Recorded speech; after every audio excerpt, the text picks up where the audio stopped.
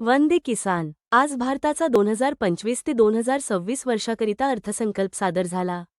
कृषी क्षेत्रासाठी महत्त्वाच्या योजना काय आहेत हे आपण बघूयात.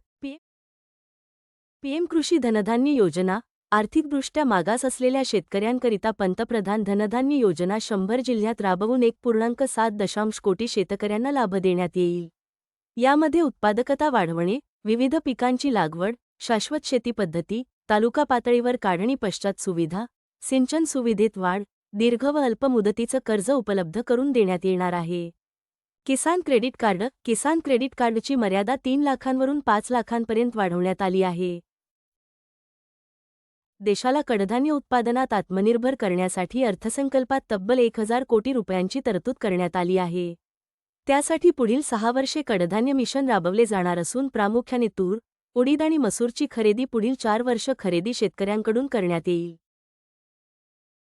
कापूस उत्पादक शेतकऱ्यांसाठी. देशातील उत्पादकांना दिलासा देण्यासाठी केंद्र सरकारने 5 वर्षांसाठी कापूस उत्पादकता मिशनची घोषणा केली आहे.